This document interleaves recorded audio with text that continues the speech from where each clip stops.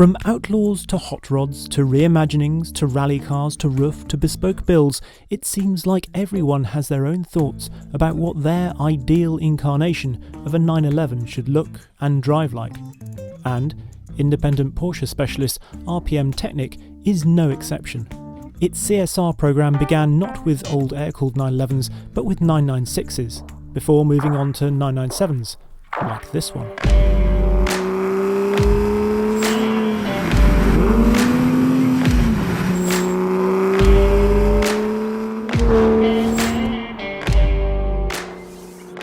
This is chassis number 28, known as Snakebite.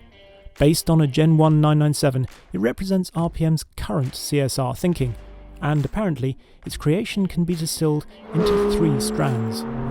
They've got reconditioning, analogue and bespoke. So reconditioning, this went all the way back to bare metal, and they refreshed various parts on the car and then repainted it in the customer's choice of Brewster green, which I think you'll agree looks rather wonderful. It's a really dark, quite old-fashioned colour green, a bit like the British racing green you've seen on Jaguars of the 50s and 60s. Then there's analogue. So they've tried to enhance all the lovely interactive bits of this car to make it, well, more driver-focused. That means marvellous things such as a mechanical limited slip diff, a lightweight clutch and flywheel, and a stage 1 power upgrade to the engine that includes factory X51 improvements to the top end. In the arches you'll find appealing additions like KW suspension, uprated and adjustable anti-roll bars, poly bushing and adjustable eye-back lower arms. Meanwhile, the tactility of the interior is increased by bucket seats, a Momo wheel and a short shifter. Then there's the bespoke element.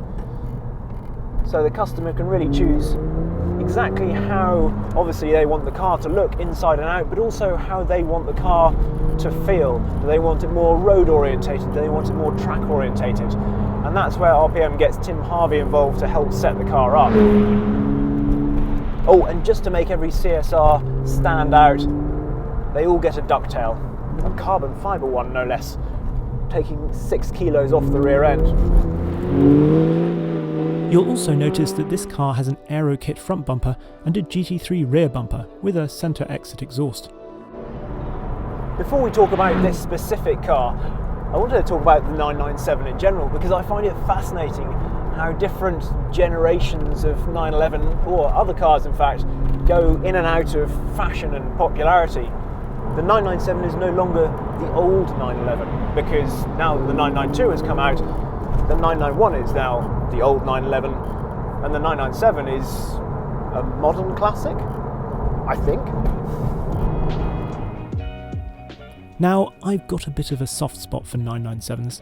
They were the current 911 when I started out as a motoring journalist, and I just love the way they look and drive.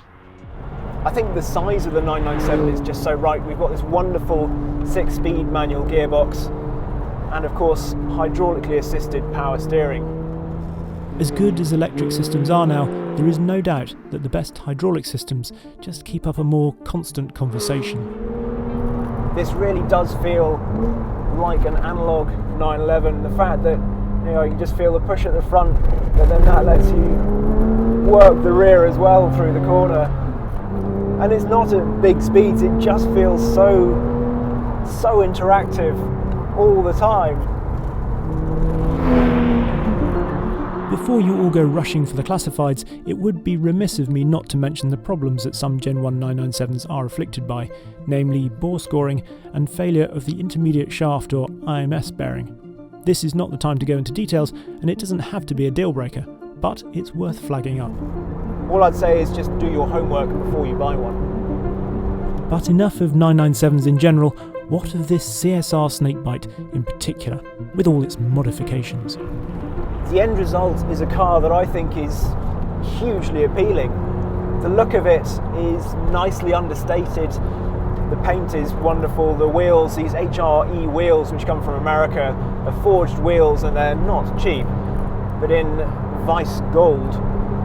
They set the car off perfectly. Perhaps they're a little bit too turbo for my liking, I'm not quite sure, but of course being bespoke you could choose a more standard option if you'd like.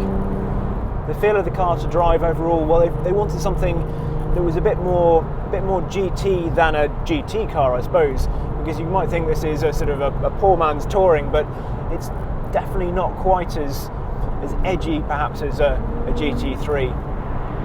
The engine sounds glorious, and with that lightened clutch and flywheel, it really does rev. Power from the Carrera S's 3.8 litre flat six is up by about 30 brake horsepower to a very healthy 385. That's compared to 409 brake horsepower for the 3.6 in the similar era GT3. The response isn't quite as precise and sharp as a Metzger either, but in terms of torque it arguably feels every bit as strong, and there is still a very appealing character to this Carrera S engine. It hasn't quite got the clarity in the way it revs or to the sound of it. It's just a little bit softer perhaps, but it's nonetheless a wonderful thing to use. It sounds really good.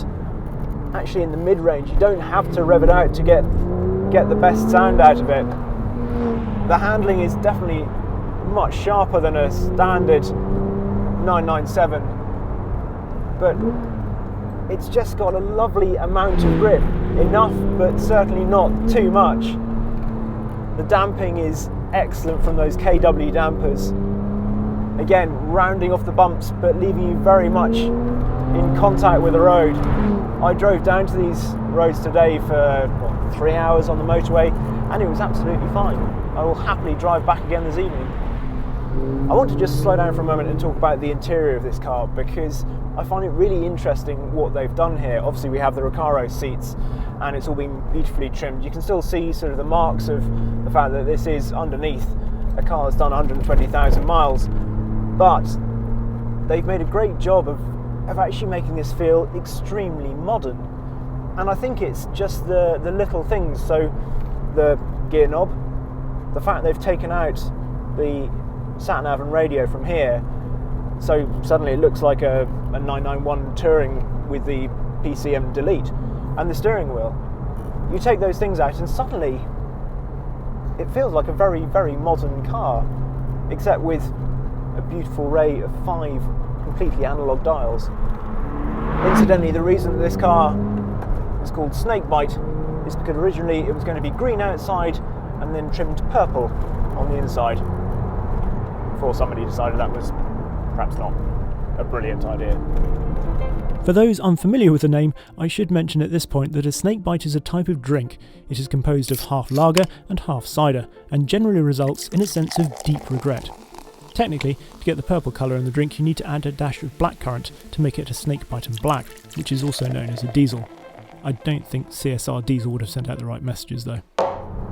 Given all the work that has gone into this car, it's not surprising that it isn't cheap. Obviously it depends what you have done, but a CSR like this will set you back anywhere between 60 and 80,000 pounds.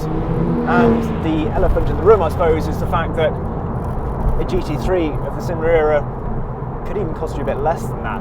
However, the people that are buying these, they've almost certainly already got a GT3. They want something different. Perhaps they want that GT car feel with some rear seats, because although the seats have been deleted from this one, you could of course keep them back there.